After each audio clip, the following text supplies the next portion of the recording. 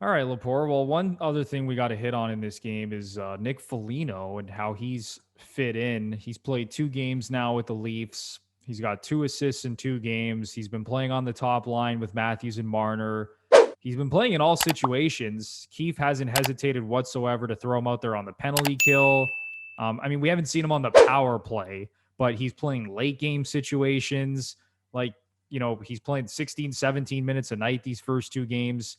So, the Leafs obviously have total confidence in this guy. He's been around a while, former captain, obviously. So, what are your thoughts just on Foligno and how he's fit in? Do you see him staying on this first line with Matthews and Marner? Because personally, I don't, but I want to hear your take first.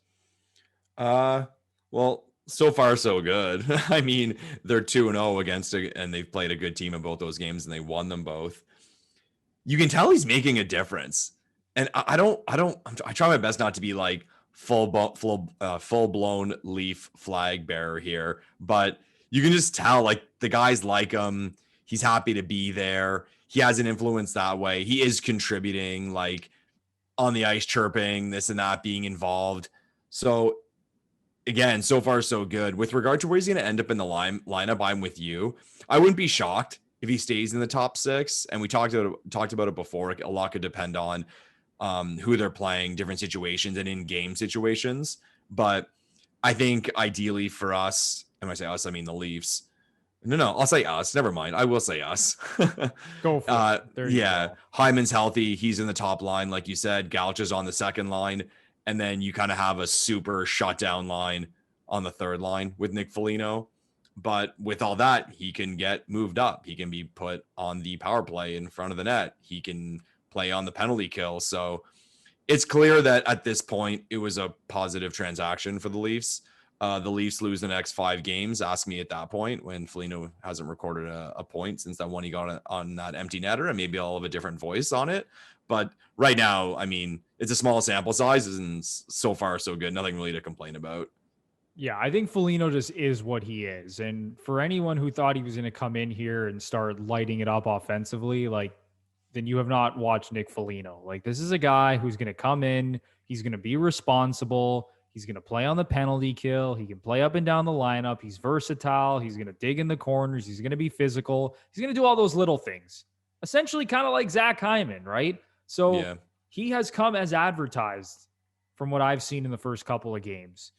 And, am I expecting him to contribute, and score some big goals for the Leafs in the playoffs?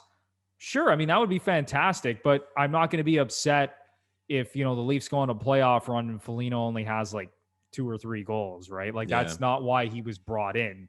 So that goes back to the whole line combination conversation. And, like I mentioned a little earlier in the show, I think the optimal first line for the Leafs is Hyman with Matthews and Marner. And then that second line, it looks like Galchenyuk is going to stay in the top 6, whether he's on the first line or the second line. So I think in an ideal world, and Lepore, you've brought this up on previous shows, is Sheldon Keefe and how he wants his bottom 6 not to get scored on. So I think he has this idea come playoff time that could be a really positive thing to have, where you have a third line, like just an absolute shutdown line where you have like Nick Foligno, Ilya Mikheyev, throw Kerfoot on that line, like speed, toughness, responsibility. Like, I think that's maybe what Keefe is looking at come playoff time, where he could slot Foligno into the third line. I could be totally wrong about this because, he's obviously given him an opportunity with Matthews and Marner. And as we've seen with the other veterans on this team, every newcomer, every veteran guy, they've all gotten a chance to play with Matthews and Marner. Yeah. Joe Thornton at the beginning of the season. Then it was Wayne Simmons. Then Galchenyuk comes in and plays with them. Now it's Nick Foligno. So I think this is a fluid situation. I think once Hyman comes back, you're going to see things change a little bit. But like you said, Lepore, I wouldn't be surprised if he's stuck in the top 6. But just in terms of what I've seen from him so far, I mean, you got to be happy with the way that he's played these first couple of games. Yeah, to the point of Galchenyuk coming out of the top 6, one of the metrics guys I follow posted that I think he's only played 20 games with the Leafs or something like that. So make what you want of this. But Galchenyuk has career highs in individual high danger shot attempts and individual expected goals. And also a weird one, and it kind of shows his involvement, career high in hits taken, like average hits taken. So he's buzzing. Like, I mean, the production's not necessarily A plus, but I just think it shows that, yeah, Galchenyuk's not leaving that top six.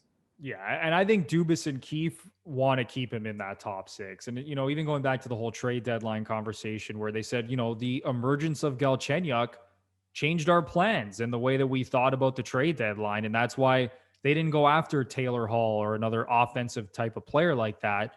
They went after a guy like Nick Foligno. So, yeah, I think until Hyman comes back, you're probably going to see what you've been seeing the last couple of games in terms of these line combinations. But once Hyman does come back into the lineup, then maybe things are going to switch up a little bit. Yeah,